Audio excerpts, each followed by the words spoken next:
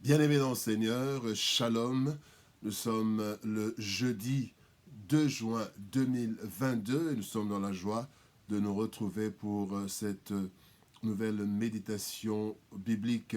Nous vous saluons au nom de notre Seigneur et Sauveur Jésus-Christ. Nous allons lire un verset dans le livre des Proverbes. Proverbes chapitre 13, nous lirons le verset 6. Proverbe 13, 6 nous dit: la justice garde celui dont la voie est intègre, mais la méchanceté cause la ruine du pécheur.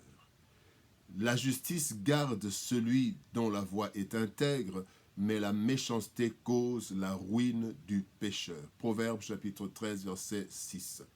La vraie sécurité. La vraie sécurité, bien-aimés, tel est le message, le thème de notre méditation de ce jeudi 2 juin 2022.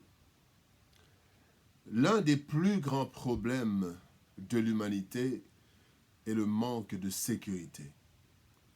Sécurité physique, sécurité territoriale, sécurité alimentaire, sécurité économique, etc.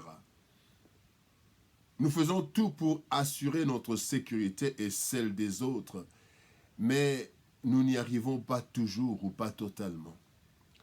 Certains pays sont allés jusqu'à autoriser la possession libre des armes à feu, mais le résultat est catastrophique. Où trouver la vraie sécurité? Nous avons une justice qui parfois rend le système juridique, le système judiciaire, parfois dans certains pays, a des failles qui font que les citoyens de tel ou tel pays ne se sentent pas en sécurité. Le texte du jour, bien-aimé, nous montre la voie pour une sécurité maximale. C'est l'intégrité ou l'honnêteté.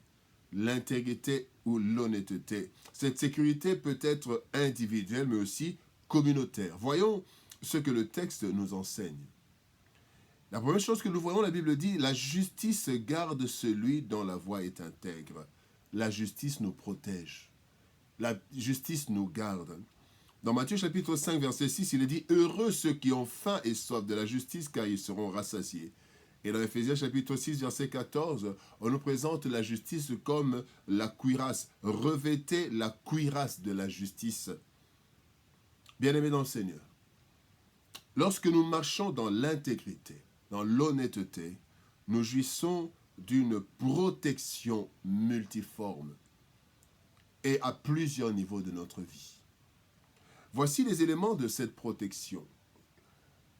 La justice nous protège parce que nous avons la conscience tranquille. Quand nous marchons dans l'intégrité, la justice nous protège parce que nous avons une conscience tranquille. Cela est une protection de notre âme qui ne se reproche de rien et qui reste sereine malgré les problèmes, mais l'âme est sereine parce que nous marchons dans l'intégrité. L'apôtre Paul dit dans Actes des Apôtres chapitre 24 verset 16, « C'est pourquoi je m'efforce d'avoir constamment une conscience sans reproche devant Dieu et devant les hommes. » Et quand nous avons une conscience sans reproche, cela nous protège au niveau de notre âme, au niveau de notre cœur. C'est une protection. La justice nous protège parce que nous bénéficions du soutien divin. La Bible dit dans le psaume 89, verset 15, « La justice et l'équité sont la base du trône de l'Éternel. » Et donc, bien-aimés, quand nous vivons l'honnêteté, l'intégrité, nous bénéficions du soutien de Dieu dont la base du trône est la justice et l'équité. Le troisième niveau de protection quand nous avons de la justice, quand nous marchons dans l'intégrité, c'est la reconnaissance des autres suite à notre intégrité. Et c'est une protection. Parce que les autres peuvent témoigner en notre faveur, ils peuvent intervenir en notre faveur parce que nous sommes intègres, parce que nous sommes honnêtes, et même si plusieurs peuvent ne pas le reconnaître ouvertement, mais quand il y a un problème, il y en a plusieurs qui interviennent. Enfin, la justice nous protège en ce que l'intervention divine est assurée pour tout ce qui marche dans l'intégrité. Dieu intervient. Souvenons-nous d'Ézéchias.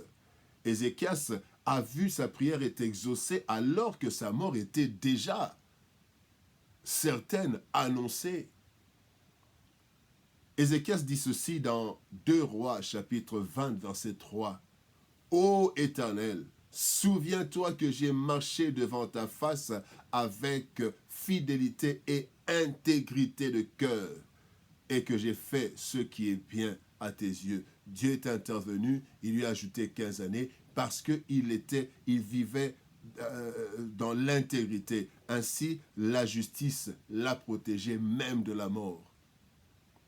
La deuxième chose, bien-aimés, que nous voyons dans ce texte, il dit, mais la méchanceté cause la ruine du pécheur. La deuxième chose, la méchanceté, bien-aimés, nous détruit.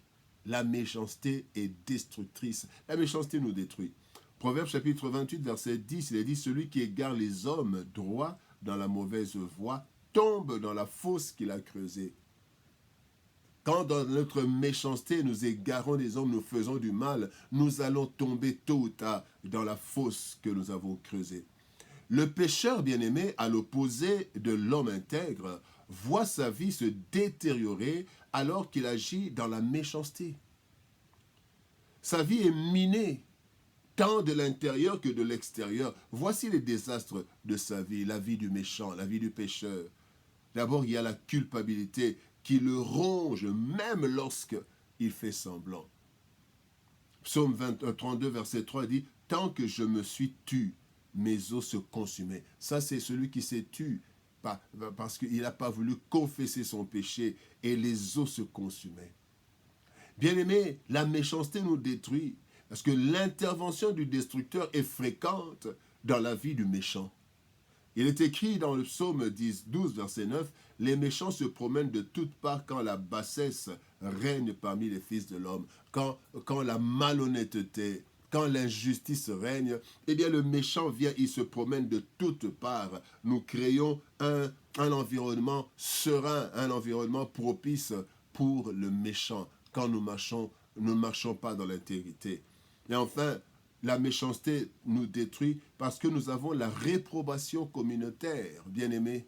La réprobation, ceux qui marchent dans la méchanceté, dans la malhonnêteté, ils ont des sanctions communautaires, populaires.